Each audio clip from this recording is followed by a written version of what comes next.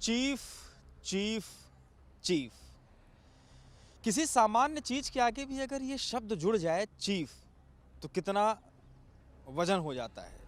और जब बात चीफ सेक्रेटरी की हो, यानी कि मुख्य सचिव, वो भी एक ऐसे सूबे का मुख्य सचिव जिसके बारे में ये कहा जाता हो कि केंद्र की राजनीति उत्तर प्रदेश सूबे से ही चलती हो।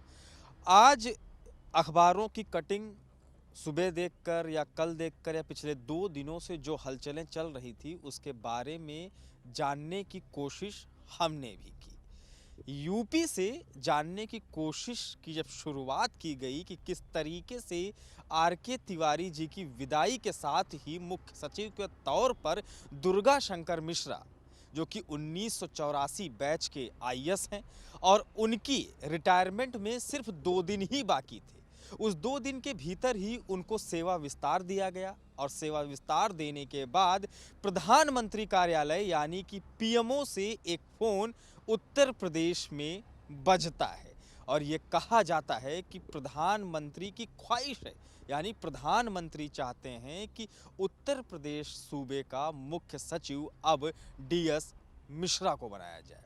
इसके बाद दिसंबर 31 तारीख आज है, मौसम बेहद सर्द है। 2 दिन पहले सर्दी और ज़्यादा थी, लेकिन इस फ़ोन कॉल से और मुख्य सचिव के पद पर डीएस मिश्रा के बैठने को लेकर तापमान राजनीति का थोड़ा सा बढ़ गया। कई कयास लगने शुरू हुए कि आखिरकार आर.के. तिवारी को क्यों हटाया जा रहा है। कुछ लोगों ने तो ये बात भी कहनी शुरू की, कुछ पत्रकारिता क्षेत्र में सुगबुगाहट सी लगातार महसूस हुई कि आर.के. तिवारी को हटाए जाने के पीछे की वजह है अरविंद शर्मा। अरविंद शर्मा, जी हाँ, ये वही अरविंद शर्मा जो कि अब उत्तर प्रदेश में एमएलसी हैं और कहा जा रहा था कि उत्तर प्रदेश के मंत्रिमंडल के विस्तार में अरविंद कुमार शर्मा यानी ए.के. शर्मा को एक खास तरजीह मिलेगी, लेकिन मंत्रिमंडल में ए.के. शर्मा शामिल नहीं होते हैं। इसके बाद से आर.के. तिवारी के हटने को लेकर अरविंद शर्मा से जोड़कर भी कई मामले को देखे गए, लेकिन यहाँ पर बेहद दिलचस्प मामला ये नहीं है कि अरविंद शर्मा की वजह से आर.के. तिवारी हटाए गए, पर मुख्य सचिव गृह की बढ़ती ताकत को लेकर उनकी रोकथाम के लिए ऐसा कृत्य किया गया। ये बात पत्रकारिता की दुनिया में बड़ी खास तरीके से गूंजती रही और लगातार मचलती रही कि आर.के. तिवारी और अवनीश अवस्थी साथ में हैं भी और नहीं भी हैं। वहीं अपर मुख्य सचिव गृह को सर्वे सर्वा कहा जाने लगा।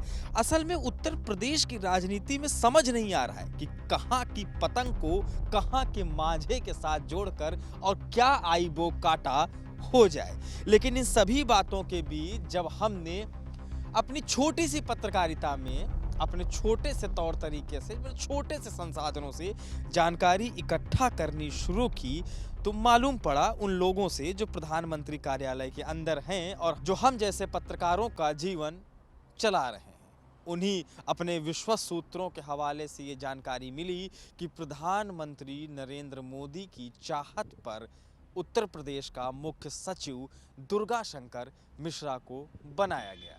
लेकिन इन सभी बातों के बीच सबसे अहम बात जो है वो शायद आप नहीं समझ रहे हैं। उन्हीं बात को मैं आपको समझाऊंगा।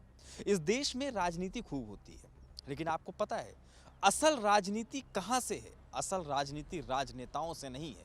असल राजनीति इस देश के अंदर ब्यूरोक्रेट से है, यानी कि वो आईएएस अफसरान जो इस देश को चलाने में अहम भूमिका अदा करते हैं।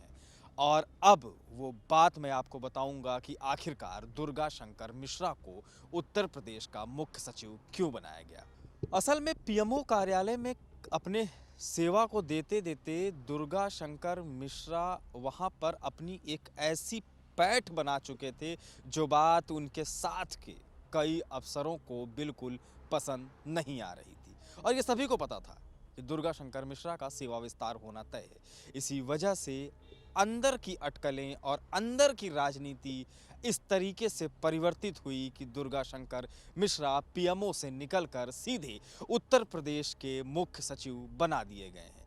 यही बात मैं आपको समझाना चाहता हूं और यही बात मैं आपको बतलाना चाहता हूं कि इस देश को राजनेताओं से भी ज़्यादा अगर कोई चलाता है तो वो हैं अफसर शाह।